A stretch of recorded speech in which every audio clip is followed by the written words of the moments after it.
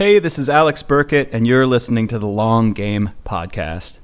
This episode is part of our Kitchen Side series, where we pull the curtain back and show you the behind-the-scenes conversations, debates, strategies, and brainstorming sessions that we have at our agency.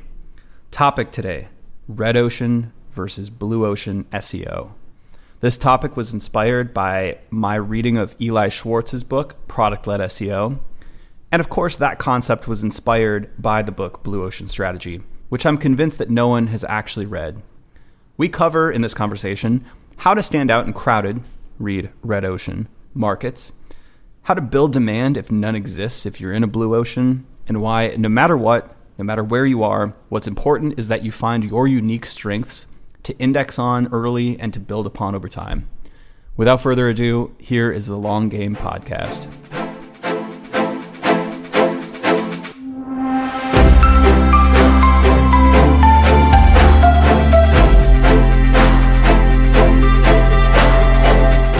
First off, I think we want to point out that none of us have read the book Blue Ocean Strategy. I have not. I don't think anybody's read that book. I think there's a lot of books that people have talked about but never read.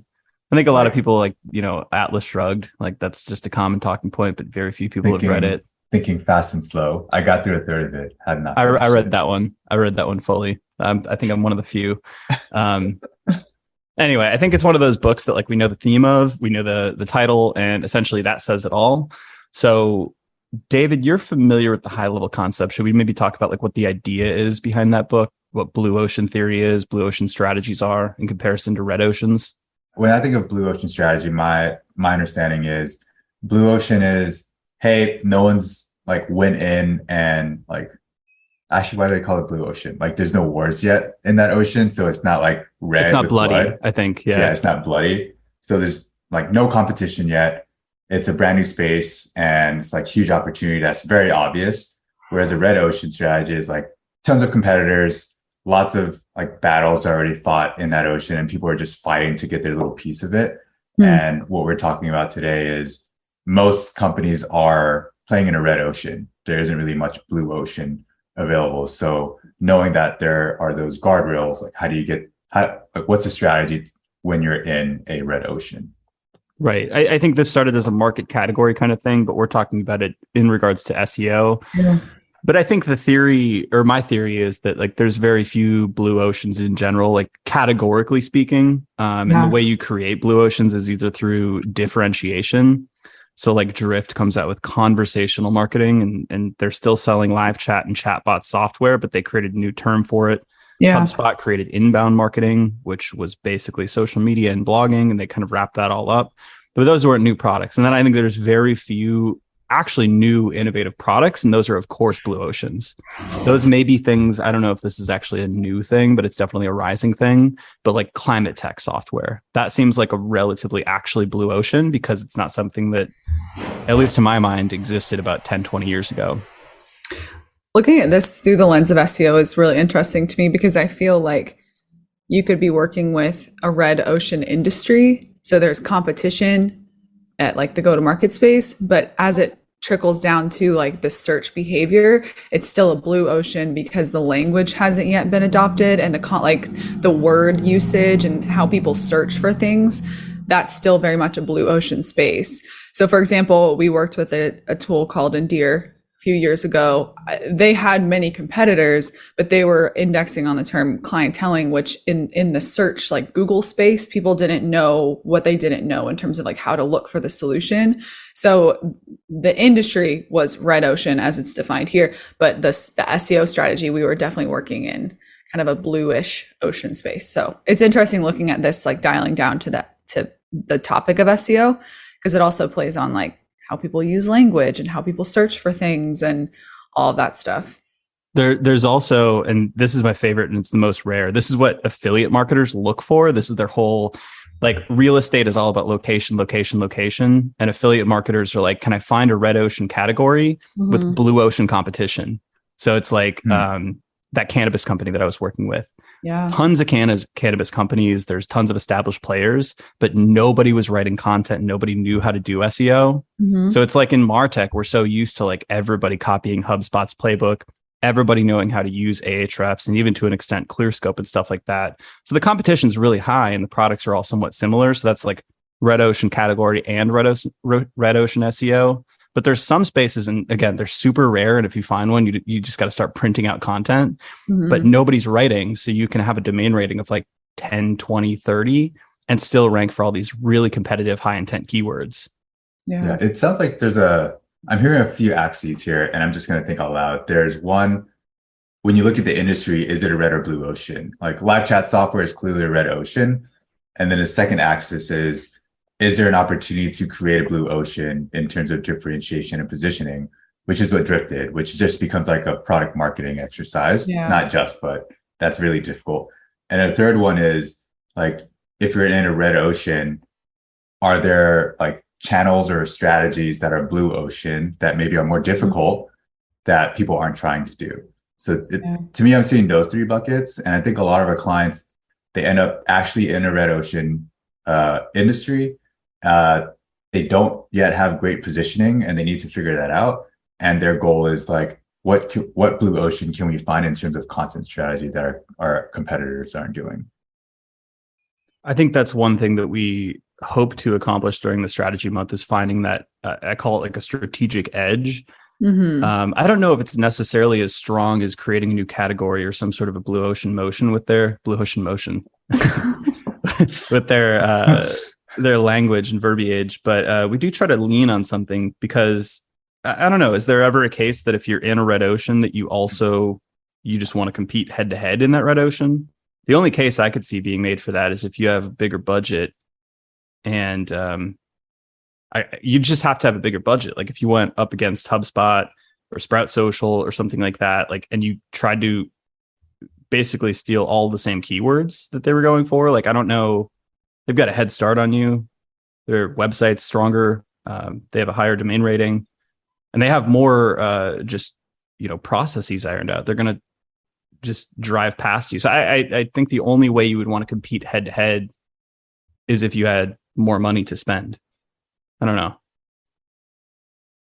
I think it depends. I think the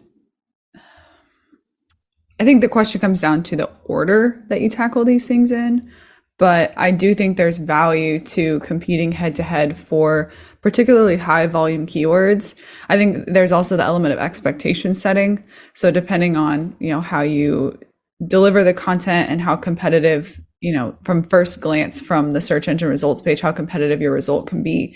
But at the same time, getting that like SERP real estate, I think there's still value to that. I think there's still like getting in front of your potential customers. So for example, like we're working with a client and we're starting to pursue higher volume keywords with the understanding that they might not get top of page one immediately. It will take time. And if it does take more time, we might have to do a few more optimizations. Like there's just expectation setting within that. But I still think there's value because sometimes, especially with those high volume keywords or super, super red ocean spaces, the value of the SERPs is also like this billboard effect where you just continue to get in front of your readers, 8, 10, 12 times until you like build that memory. It's kind of the same as driving to work and seeing multiple billboards on the way. Might not convert in the first 5 or 6 like clicks, but then it becomes like a commonplace like brand name or something that you like connect to that brand. Like, oh, I've seen them when I've been searching for this type of word. Not the same type of goals we set in terms of like conversions and click-throughs and all of that stuff. But there is, I think, still value to pursuing those, going head to head, depending on industry, depending on budget, all that stuff. Yeah, it feels like there's a case to be made for that, at least at a point in somebody's like trajectory. I would maybe say if you're earlier stage and going head to head against Marketo and you're trying to rank for marketing automation, you should probably index on more direct response stuff. Just like if you're a startup and you're buying billboards, you're probably going to go out of business. Yeah, definitely timing, maturity. That's why I said budget. And there's also a sense of like, how much effort and like time can you put into this type of content? Because it's not a one and done. This is not a one-way street. So it's a matter of like content maintenance, maintaining hygiene. If you're going to be writing these large posts competing for 5-figure search volumes, like you have to keep your eye on it. And it's kind of this ongoing project. You can't just post and pray. So. I think that can Yeah. kind of sway you in different directions too. If a lot of your traffic is reliant on one or two head keywords that you rank for, there's volatility in those SERPs, and like Yeah. often content and SEO teams are gold on traffic. Right. With the guardrails that you should have relevant traffic, but you're really gold on traffic. So you drop for that ranking, all of a sudden you've got 30% less traffic quarter over quarter. And now you're incentivized to go after more of those billboard keywords when you could have actually been pinning down 50, 20, Yeah. 200 search volume terms that actually drive conversions. So I think it can be a challenge with regards to how you use data in retrospect, because you want that chart to go up and to the right. Right. And if you maybe hit some of those keywords too early without the understanding that you should also lay out a basket, a portfolio of content, I think you can fight battles that aren't going to win the war, essentially. Mhm. Yeah. I think if I were to think about how we approach building a strategy for clients, it's sort of like, hey, we always ask, what are the 3 to 5 topics you want your company or brand to be known for? And typically those end up being head terms like, oh, we want to be known for e-commerce marketing or something that they would be competing with Shopify or HubSpot or some other big company on. And we're like, okay, great. That's helpful.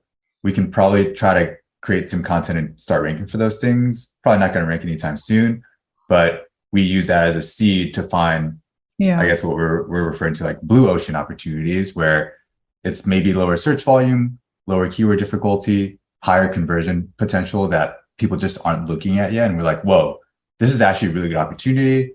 And we expectation set, like, probably not going to get a ton of traffic, but it's going to be the traffic you want reading your stuff that these other companies haven't even written anything about or are just writing shitty content about.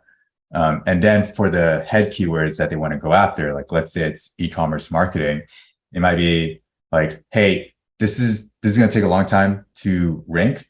And also, this is probably not going to be very qualified traffic, like what you both were saying, and just setting the expectation so that it's kind of going to building out that portfolio you're talking about, Alex, where those are sort of bets. Like we probably won't rank number 1 for those very competitive keywords. We can get you to like position 9 or 10, but then these other keywords like that make up the bulk of the portfolio are going to be not sure bets, but you're going to have an easier time ranking and getting that traffic to your website.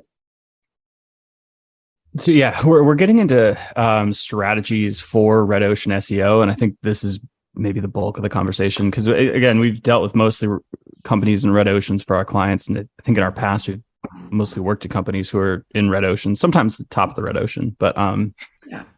Mm-hmm. so I think like one thing to note is if you're in a red ocean and you have less longevity of doing content, or your website's not as strong, you have less budget, then doing the easy thing is the worst idea. So it basically, if you could replicate this and somebody else could do this easily, it's probably not going to win for you. So everybody has access to Ahrefs or SEMrush, to a certain extent, ClearScope. If you're in content and you don't know about kind of content optimization tools, like that's crazy at this point. So these tools are table stakes. And then this is where, so the concept of red ocean SEO, I got it from Eli Schwartz's book on product-led SEO. And he gives a couple prescriptions for basically finding keywords that may not have search volume yet, or are underrated, or they don't show up in Ahrefs or SEMrush, which those tools aren't completely accurate.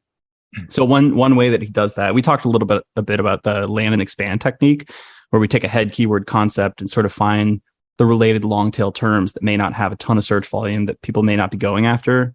And that's kind of the Walmart strategy, which I'll explain in a second. But the pain point analysis, I think that's where he comes from. So this quote in his book, I'll read it here. It's like, in this model, successful SEO begins with customer interviews and whiteboards, not on a spreadsheet with search volume and click curves. So if your research does not find search volume for a particular category, this should not deter you, but should rather excite your senses. This means that there's an opportunity to create demand for something in search, provided, of course, there's product market fit and an opportunity for you to be able to dominate the category. I could see that. I mean, that's, if you're writing about pain points, we did that at CXL. Eventually, if you have an audience, it picks up steam. But I also see like a problem in that paragraph, which is like, how do you actually pick up the traction to create and dominate that category in the first place? Sort of a chicken and egg problem, right? This is fascinating to me because it's not only directly more so directly related to the product and the goal of converting readers than other top of funnel or middle of funnel keywords would be. But to me, content driven by pain point SEO or low volume SEO or both, to me, it's immediately useful elsewhere as well. So like the repurposing aspect of like sales enablement, customer support, social media, I mean, even just the process of repurposing for other platforms, but I'm meaning like using it across teams, using it in many different ways. That to me feels like it's worth it, even if it doesn't perform well on search immediately, especially for a small team, lean resources. This would be like a reason to start, or at least have this be an early component of your SEO strategy. And I always like to challenge the notion of like high volume, that being like the pure leading indicator of what to start with. So yeah, I like this idea, and I think there's power to it, even if the search volume is under 50, under 100. I love low search volume stuff. I think going after high search volume stuff is the worst idea for most companies. I think it's like the biggest mistake of almost every content program. Yeah. It's like delusional ambition and an unrealistic expectation as to like how they're actually going to succeed using the same playbook that somebody used 10 years ago. Not only are those kind of tools just like notoriously inaccurate, which I know you mentioned in your blog post, but if you think about the search psychology, no one's going to fucking convert from those kind of phrases. So besides like cornering the SERPs and having a piece of content on e-commerce marketing or marketing automation, like sure, you want to have something on that to put on your site, right? Like to maybe snag some traffic. You want to be able to link to it elsewhere, just be able to show that you know what you're talking about in your space. But to use it as a method of conversion, you've got to know there's little to no, like, again, expectation setting, right? Like there's other value to that. And so when we talk about like driving conversions, driving revenue from content, this way, like pain point led or product led or whatever you want to call it, seems to be better bet. How do we find those keywords? Your point on the sales team stuff is interesting because that makes me think you just walk over to the sales team and say, hey, what content do you wish you had when you're talking to a prospect? And then you create that and you can repurpose it for other platforms. But that seems like one, that's an obvious utility. Two, it's coming directly from the most proximate point of the actual sale. It's like those are the pain points that are most critical to getting that person to purchase. So it's like that seems like the obvious choice to me, especially if you're early stage and especially if you're sales led, which sales team, customer support, sales team, customer support, customer conversations. We also ask our customers, our clients when onboarding, what phrases have you heard customers or prospects use to describe your tool? Because if they're using it and you've never heard of it, they're probably searching for it and you don't have any content on it. So almost letting like the folks who are front and center with your tool, whether from your side, so sales, customer support, or the customer side, letting them dictate like the verbiage that goes into it. Whether or not it has volume, you can't let Ahrefs be your validator. If you're getting it from the source, I'd say that's almost a stronger validation tool than some arbitrary search volume tool. And the good thing is if you start to use it elsewhere, you'll almost train up your customers and prospects to start using that language, probably similar to how Drift did. And then you, bam, have a high volume term that you already have content on. What's a situation where I was going to take it in a different direction because like now I think the red ocean seems a bit more straightforward versus blue ocean, where when I think of blue ocean, it's like the market isn't really educated yet. Yeah. And because there aren't a lot of competitors, it's hard to look like to your left and right and be informed by what competitors are doing. So in that case, I think I saw an article from, was it Grow and Convert, like content strategy if you have an innovative product or something, like where there isn't a clear category yet. So what do you do in that scenario? Yeah. I think one thing I would consider is like you're probably not as different as you think you are, and there's probably an existing category that you almost fit into. Do you remember years ago when like I think it was Webflow that coined maybe, or at least led the term no code revolution, no code platform and all that stuff. Now there's a whole category of no code tools. Yeah. But they're a CMS. And a CMS is as established of a category as you can get online. So I think you can maybe do some of these tactics to piggyback on that. One of which is the surround sound strategy, because then you don't necessarily need to compete with your website to get ranked out, ahead of HubSpot and ahead of Sitecore and all these other kind of juggernauts. But you can actually leverage properties that you have. Maybe you have a podcast, maybe you have an affiliate program to get on lists and review sites that are already ranking for that category. And then just within that copy, note your differentiation. Note that you're for people who aren't just technical, who can't code and want to still build and maintain a website. So I'd say, you could definitely piggyback on a category in almost every case, right? Yeah. Yeah, the first mover advantage is a little tough with SEO, but the beauty of that is there's other distribution channels that don't require people to know what they're searching for. Getting in front of them, whether you do invest in paid channels or something more traditional like PR, community building, like partnerships, events. It's easier than ever now to get in front of folks and tell them things that they don't know yet, and hopefully build up the traction on the search engines and get people to start searching for words that you've already kind of cornered the market on. But it just takes a lot more work. There's education alongside the selling, teaching people how to talk about it and what words to use. I think you become an evangelist of sorts of your idea. Yeah. And I think one of the best ways to do it is just to speak at conferences. Like most of the influencer or a lot of influencers are in the room. A lot of people who run blogs, a lot of people who are potential customers. And if you come up with a topic, say product-led content, barbell strategy, any of these terms that we've tried to coin, if you do a talk in front of 500 to 5,000 people, it may not be the equivalent of like 5,000 search volume, but those people in the room are usually pretty powerful and influential, and they spread that message. Then you do a webinar, then you do a podcast, you write a blog post that people can reference, and you start to build out all of your materials around that one kind of central concept. And I think that's the playbook. You become an evangelist for the idea. Yeah, that's a great way of putting it. Like I just had a call with, it was a prospect they're way too early for us to work with. And I just said that outright. And I just said, hey, look, don't work with us for content production. Find a great freelancer that has like a journalism background who can interview and pull out your hot takes and opinions. Get them published on, I don't know, Fast Company or whatever, like that your audience reads, and just get your opinions out there. Like get on podcasts. Like don't even try to start your own podcast yet. Just get on other podcasts and get in front of the right people. And then people will start hearing it and essentially parroting what you're saying. And he was like, oh, I didn't expect that recommendation. I'm like, yeah, you have your website's new. You have a 10 domain rating. You're not going to rank for anything. Organic traffic, even if you start it now, is not going to come for like a year or two. Yeah. Who is even influential anymore? Like when you're thinking about like borrowing somebody's platform, I feel like things have decentralized to this crazy extent where like you said Fast Company, and I'm sure some people still read it and trust it. But like, when's the last time you opened Fast Company, on your browser, like Inc. or something like that? Forbes is a shit show. It's basically like a scam. It's a bunch of unpaid writers who are monetizing their content with paid backlinks. I don't know where the influential, there's no center maybe now. No, it's maybe about smaller niches. Like I feel like communities are a place where you can start engaging and answering questions, right? Like if we go into Superpath and people are asking about content strategy, we bang out a little paragraph on the barbell strategy. It's a very small thing compared to what used to be like these big publications that you could enter, but I feel like there's no center of gravity anymore. And I might be wrong about that. I think it's a good thing because the same is happening with like influencers and then micro influencers.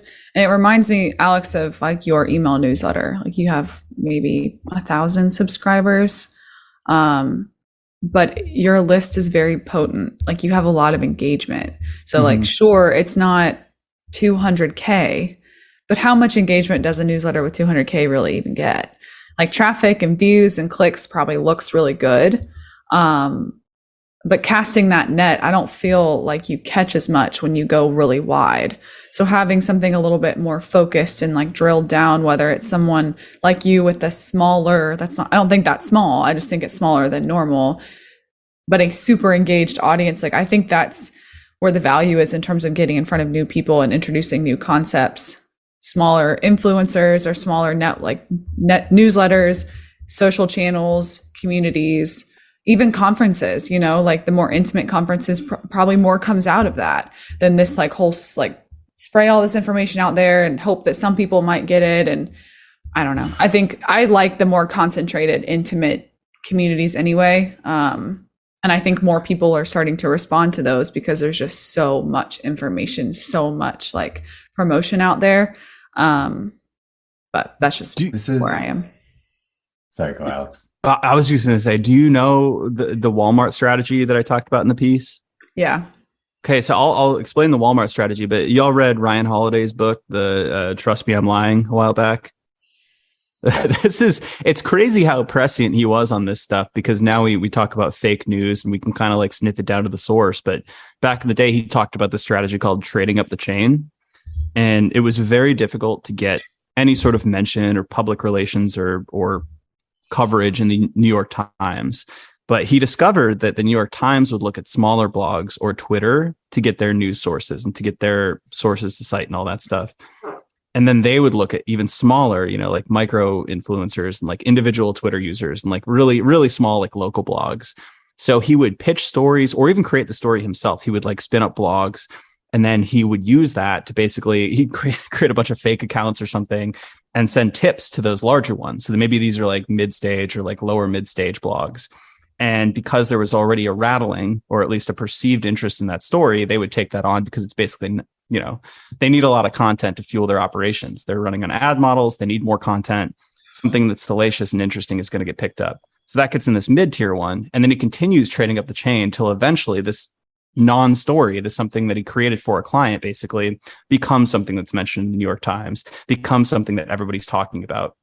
But he started out with the lowest barrier to entry on these small kind of micro influencers, micro sites that just need content.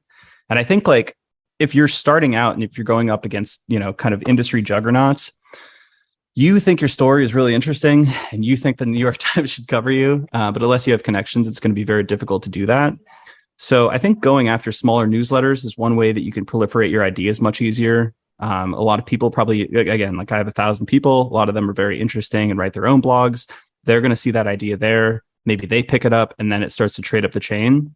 And sorry, this is rambling, but the Walmart strategy is basically the same concept, but it's applied to search. Essentially, I'm just reading from the quote here from it's Made in America by Sam Walton. I talked about in those days, Kmart wasn't going to towns below 50,000, and even Gibson's, I don't even know what Gibson's is, wouldn't go to towns much smaller than 10,000 or 12,000. We knew our formula was working even in towns smaller than 5,000 people, and there were plenty of those towns out there for us to expand into. So they deliberately took locations that were not huge city centers where there was very low competition and just proliferated. So they were all over these small areas and they built their brand awareness and affinity in those areas. So keyword wise, that's basically going after the 50 search volume keywords and writing maybe 100 pieces on those instead of one gigantic 10,000 word piece going for that 10,000 search volume term that you're probably not even going to rank for anyway. That's the whole concept. And I really like that. I think I index on, low traffic, high intent, bottom funnel stuff. I think that's a good strategy. What this is taking my mind is it's going to go beyond just content and SEO, but just blue ocean go to market. I think we sort of have an idea of what it's looking like right now. And by go to market, I just mean broad, like how do you get in front of your audience? And you both mentioned like communities, small newsletters, micro influencers, like smaller podcasts where people might be trying to get on, like featured by New York Times or get on the larger newsletters and sponsor those expensive ones. But what about the smaller ones? Or what about the effort it takes to build out a community? Like Alex, you were saying, if it's easy, if it's low hanging fruit, everyone's probably trying to do it already. Yeah. The fact that not everyone has a community or a great community yet probably means it's probably worth building. It's just going to be much harder, but if you get it right, it's going to work really well. And I know a couple examples of that. And then like small newsletters, I think we were talking about this maybe a week ago. Like, are there small newsletters where they don't have sponsors? And if we just said, hey, can we sponsor your newsletter? They'd be like, yeah, I'm down. Like people love my newsletter. Like I love you guys. Let's do something together. We're probably going to get more engagement than a big newsletter too. So I'm thinking more about just for like clients or even other B2B SaaS companies who want to get in front of the target audience. Sure, there's paid ads, sure, there's content, but what are the go-to-markets that we're starting to see or like earlier on in a maturity curve that they could be tapping into now? I think something that I'm reading between the lines on too is that like sometimes the most valued real estate is actually worth fuck all, right? Like, I don't think being on CNN nowadays is going to make a dent in your business. And I actually don't think the New York Times is only going to do your business damage. Like, if they write a teardown on your business, they might tank your reputation, but in no way are they going to help you out. So I think these places have brand equity built up. Like, people perceive them as important, but I actually don't think they're impactful. So it's trying to find that delta. It's trying to find that gap where like there's something that's underrated in the minds of people, where maybe like they don't perceive it as being as important. Thus, there's less competition, but you kind of see some potential there. And I think those places are easier to get access into. But also, you'd be surprised that like the impact is usually larger, even with a smaller audience and like less brand equity. Yeah, I can see this sort of argument where, let's say we were working in-house and then like the CMO or something is like, oh, we got to get featured on this podcast or this newsletter or whatever. And an individual contributor, like a couple of ranks down, is like, why the fuck would you do that? Like, there's this thing, I know it could work. Like, I'm in a community, like they're really high engagement type of folks. Why don't we just try to do this? And the CMO is like, no, that's thinking too small. Like, it's not going to work. It's not going to make an impact. And I'm like, how do you make it? I don't know. How do you make a case or convince those people? It's hard because like I think part of it is ego. I think it's something that you can put those logos on your website and you can feel the importance. And maybe there's a case for that too. Like, maybe there is some unconscious perception among your prospects that, oh, they've been featured here and they're in Gartner and like all this stuff. I don't know that that's true. And I feel like those assumptions are almost never tested. So maybe experimentation is the answer. Maybe if you can convince somebody to run like a small experiment where you like maybe do a message test with Winter and like place those logos and then remove the logos and see if there's any difference in qualitative feedback. And if you have, I mean, I guess it's not ethical to do so if you haven't been featured, but you could run a landing page test where you like add and remove those logos and show that the difference is very small or like not at all. But yeah, I don't know. I think the case is hard. I feel like that gets gray hat. Like, hey, let's do an A/B test where one version of the homepage says, without being featured yet, but says we're featured on like Forbes and Inc. and whatever. And then that ends up winning in terms of conversion. It's like, well, do we just leave this or do we go try to get featured now? Yeah, you just lie. That's the secret. I am not advocating for that. I would look at it from two different ways. First, I would gather as much data as I could for like, when I was at Shopify, I was building like a partnership program out just from like a content promotion partnership for a new stream I was working on that didn't have search potential. The content was not written for search. So when I was looking at different newsletters to partner with, like I pursued the big ones like Retail Brew and all these other ones. And then I went for a few smaller ones too. My lead didn't really understand why I was doing that. So at first I had gathered like all the data in terms of like subscription numbers, click through, all of that stuff, just like engagement numbers, like how many responses they got. Like Alex just gets emails like, this is awesome. And then I looked at the work involved in all of this. Some of it was able to be duplicated, just across the board, doing the same type of content exchanges.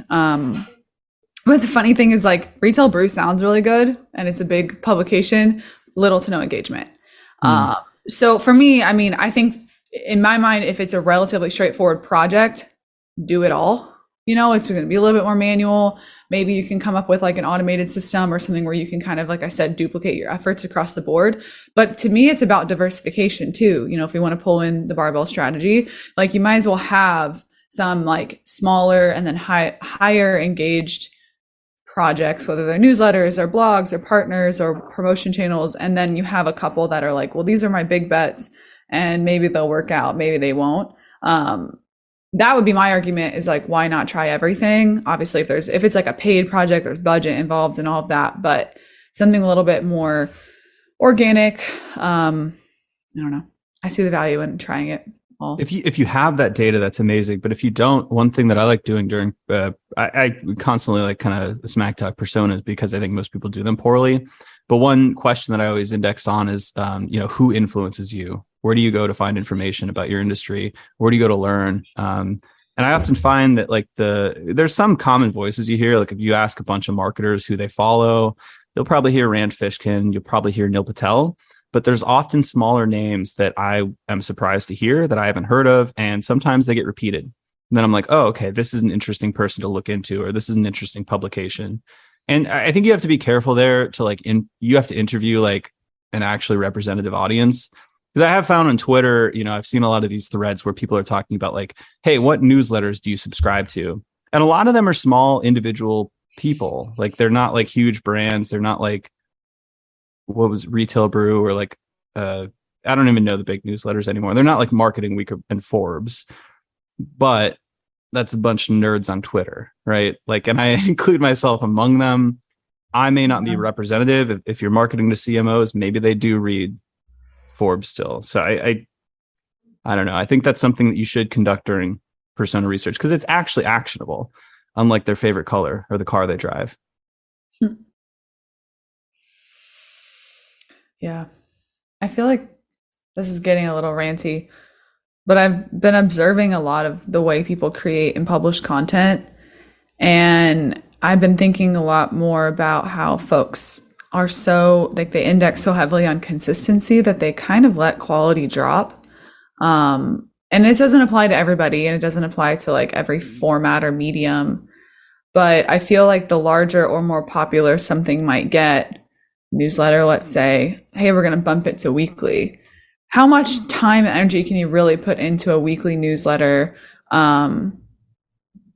Depending on, there's so many contingencies, and maybe I'm just getting a little bit too ranty, but that's probably why the engagement and like the uniqueness of that starts to drop off over time, and why people like prefer smaller, more intimate, more thoughtful, weirder, more unique. Like these people color outside the lines, like the people who just kind of do their own thing and they don't look like anything else and they don't really care.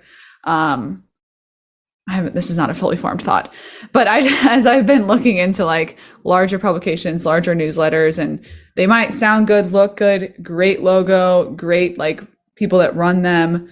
But they just don't have as much power over time. And I'd be curious to dig more into that and why folks prefer like the smaller newsletters, smaller blogs, because anytime I see a name I don't know, I'm like, who the fuck is this? I want to follow them now, because like they're smaller and that they probably have a smaller audience and they don't really care as much about like following the rules, and they're just like doing their own thing and sharing their own thoughts.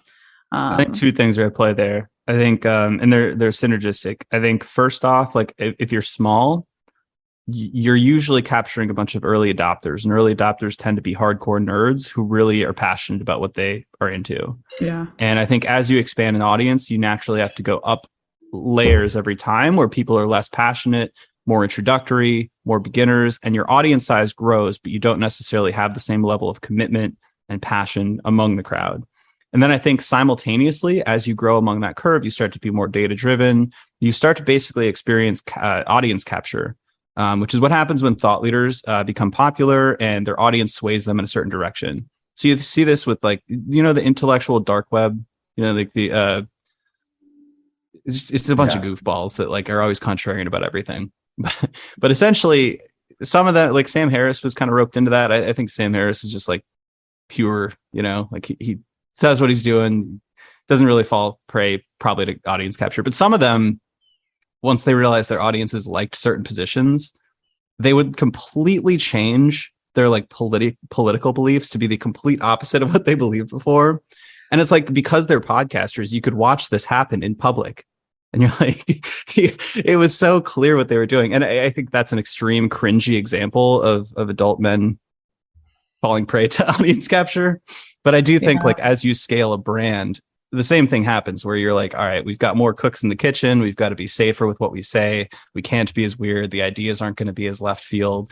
And I think you start to think like, what does my audience want? And you're playing to, again, that audience of more beginners, less passionate, less weirdos. So you end up a little bit more homogenized. And I guess if that's it's something like a self-fulfilling cycle. I guess if that's something that you want, like obviously people want readership, they want an audience. It bums me out because I've seen a lot of folks I follow over time just become super watered down. And, maybe they're changing their tune to, like you said, cater to more beginners or more of an educational approach. But I hope that's not everybody's goal. We got way off topic. Yeah. So, well, what we talked about was basically like what happens as you grow. So you start out in a blue ocean. You're the weirdo. You attract a crowd of like-minded individuals, and you grow to something that is less resembling that. But have you built a moat? Is there any way to build a moat if you start out in a blue ocean, or is every ocean eventually going to become red and you're going to be swimming among the sharks? I think Way there to circle is. back.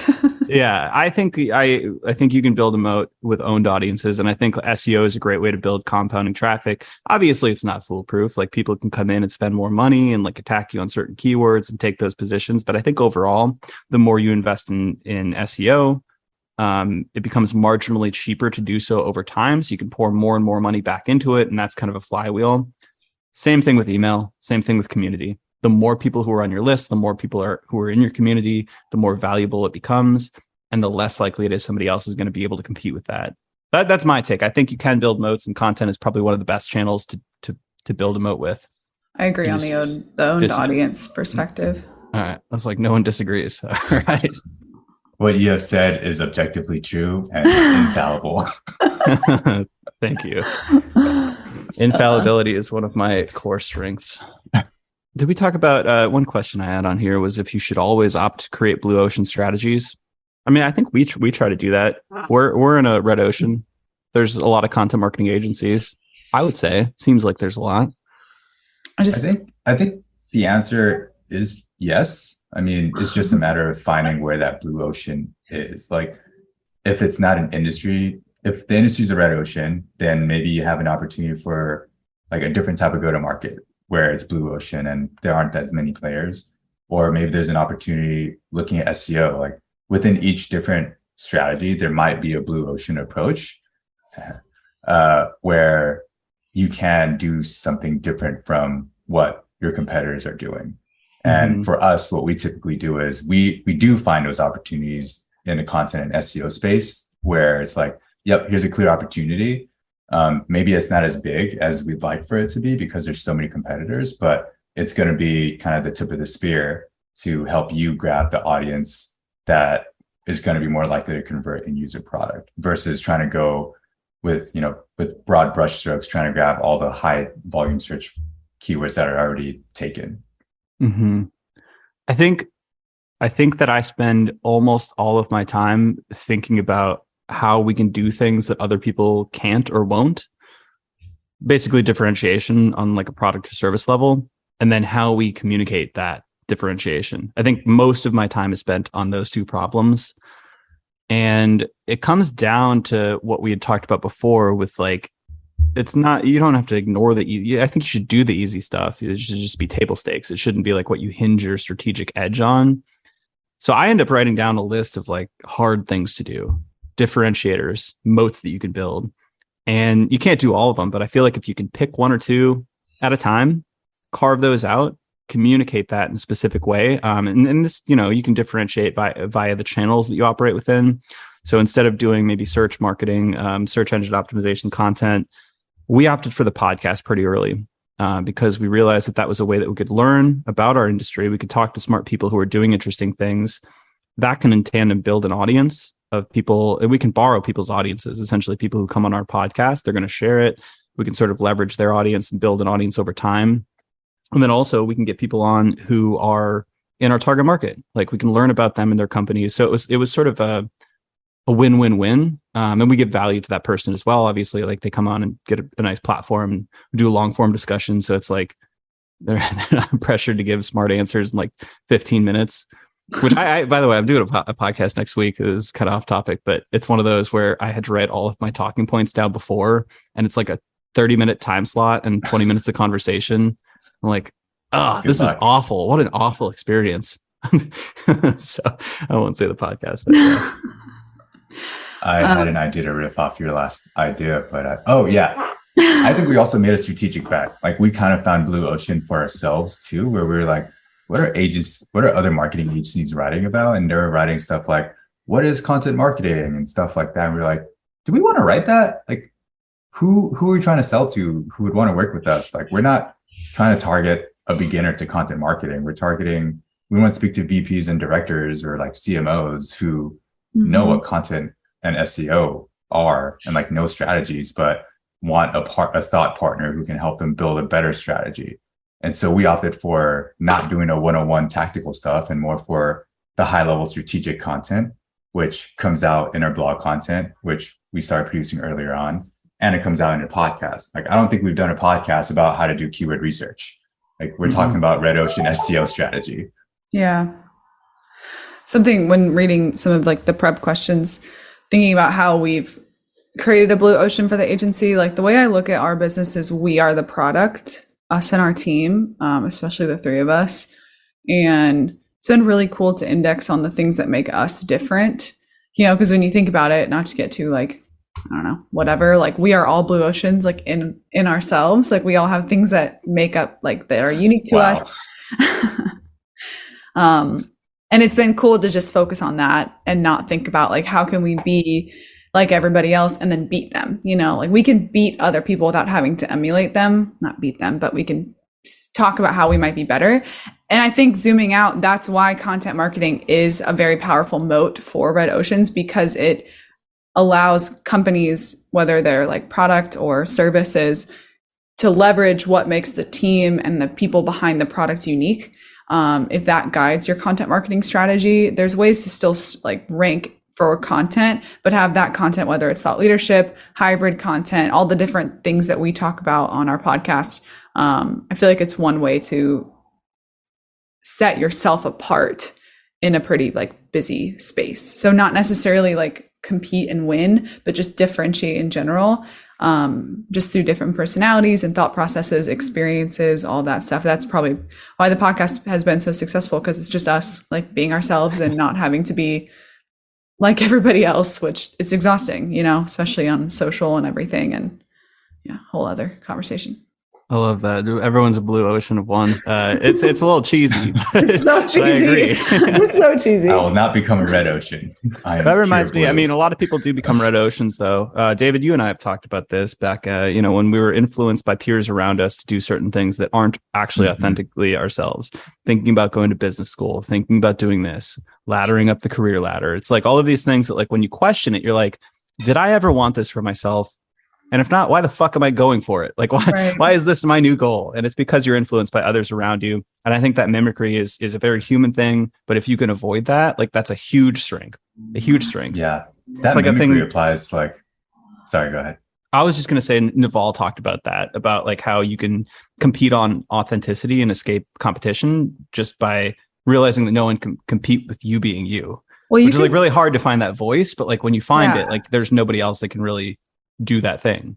And I think, like, just a quick note on like larger strategies and marketing tactics and all that stuff, like you can still follow proven tactics and proven best practices, but do it in your own way. Like there's so much mimicry out there, like down to the literal title of a blog post, which Alex, I know you just dealt with that. It's just like, why don't you just make your own stuff within the bounds of what works, like generally what works, you know? And that's where I think we'll save this for another conversation. That's why there's a million SaaS companies with the same design, the same taglines, the same products, and they're doing webinars, but they're like no different than anybody else's. And it's like, how are you going to beat the person who just outraised you by double? You know, the person who's been around for like 10 years longer than you. It's like there's no feasible way that you can win using the same approach, the checkbox best practices. Best practices are fine. They're like a starting point, right? But like, so like back when I was at CXL, I haven't talked about this framework in a long time. It's kind of a stupid framework, really. It's not catchy at all. But we were doing webinars for CXL Institute because we realized, we're doing education, we're selling education. Webinars are it's a bite-sized education. And we can just get the instructors to do a webinar. But I thought, I hate webinars, most of them. So I reframed it, reverse engineered, and thought, what would a webinar look like if it didn't suck? And I started thinking about all the things that are horrible about webinars, like the long, drawn out introductions. It's 10 minutes of like small banter and like, oh, hey, tell me about yourself. And like, it's like, I don't care. I already read the landing page. I know who the person is. That's why I signed up. Just get into it.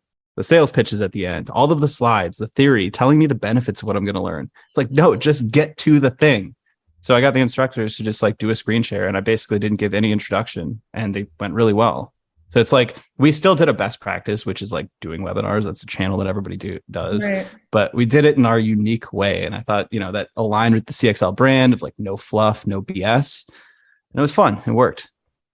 Yeah. So I think like to wrap it up, maybe like red ocean, one, it's ill-defined. I think, you could describe most things as a red ocean. There's very few true blue ocean products. There's a couple blue ocean different positioning, messaging, basically, like within red oceans. I think that's really hard to do. I think people talk a lot about that, but I think the successes are sort of the exceptions, the HubSpots and the drifts and stuff. But there's always a unique strength, advantage, or edge that you can exploit. Maybe not always, like there's probably some situations that are just doomed. Then you should just go, work at Facebook or something. But your job as a strategist is to find that edge. And sometimes that's through experimentation. Sometimes you've got a hypothesis and a bet that you just want to see to the end. But I think it's really about finding that unique way that you specifically can win, which is what we always talk about in our content strategy stuff.